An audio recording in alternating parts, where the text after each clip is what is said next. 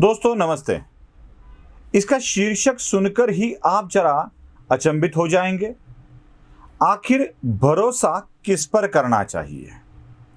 महाराष्ट्र के मुख्यमंत्री उद्धव ठाकरे ने आज खुले तौर पर कह दिया कि अगर मातोश्री के सामने कोई जाके हनुमान चालीसा का पठन करता है तो उस पठन के वक्त शिवसैनिक उन लोगों को पठन करने नहीं देंगे। मेरा शिवसैनिकों के ऊपर पूरा भरोसा है।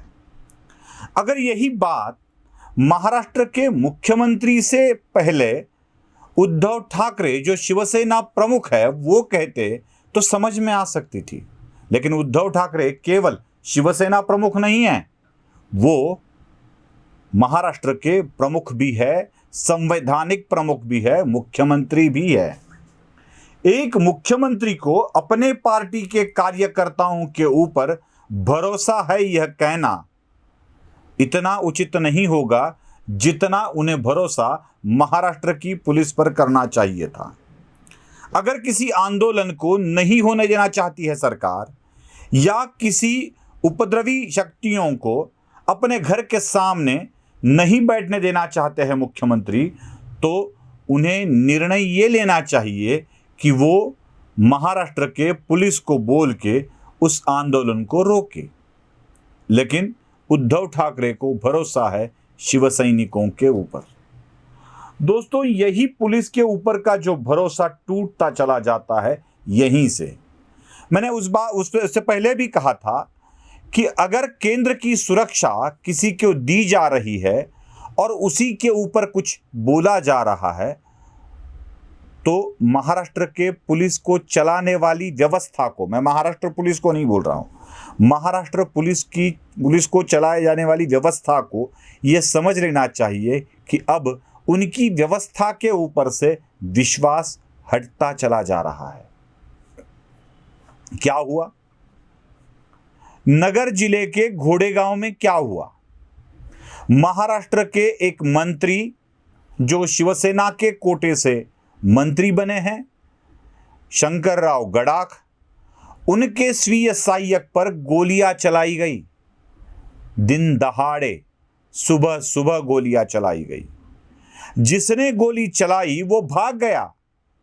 महाराष्ट्र का मंत्री ही घर सुरक्षित नहीं है तो स्वाभाविक है मुख्यमंत्री का विश्वास महाराष्ट्र पुलिस से ज्यादा शिवसैनिकों पर हो, क्योंकि शिवसैनिक तो वो कृति करते ही है जो उन्होंने करनी चाहिए। क्यों न हो विश्वास, क्यों न हो, क्योंकि राज्य का एक मंत्री भी सुरक्षित नहीं है सुरक्षित। राज्य के मंत्री को ब्लैकमेल करके पैसा मांगा जा रहा है और मंत्री ही पुलिस थाने में कंप्लेंट दे रहा है।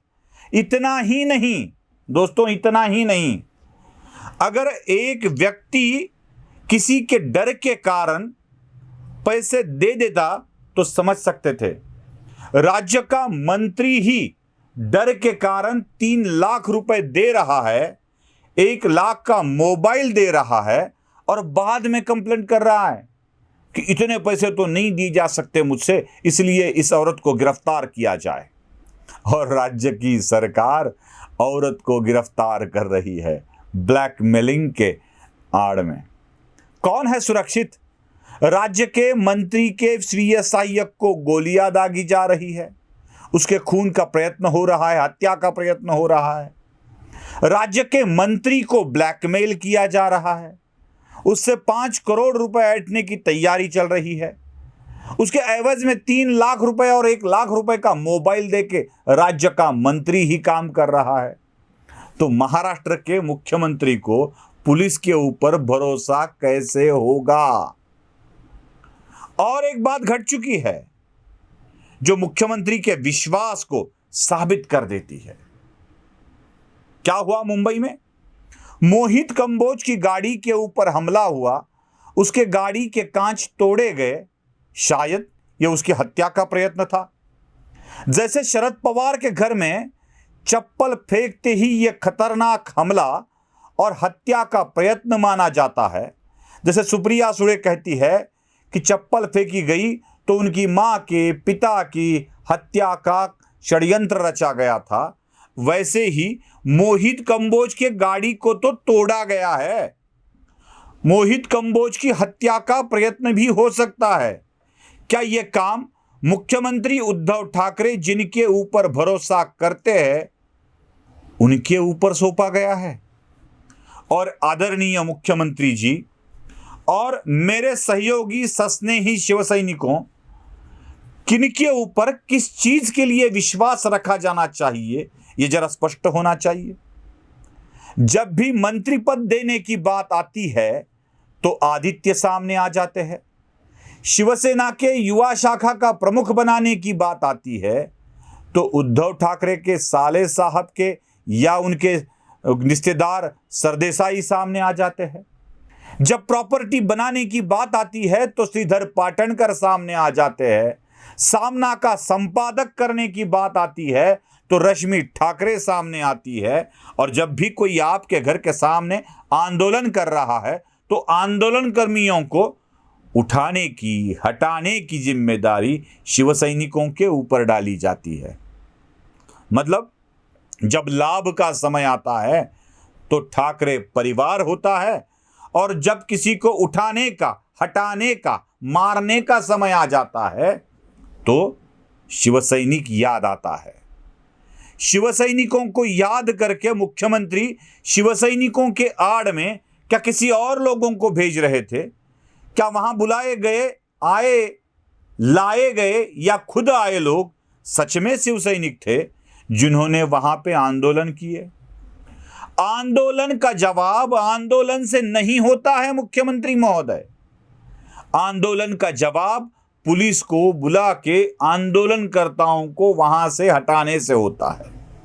क्या उसी वक्त कोई अप्रिय घटना घटे इसका इंतजार कर रही थी महाराष्ट्र की सरकार? क्या शिवसैनिक और राणा दाम्पत्य को या उनके समर्थकों को आपस में भिड़ाने की कोशिश कर रही थी महाराष्ट्र की सरकार? क्या ऐसे हो रहा था?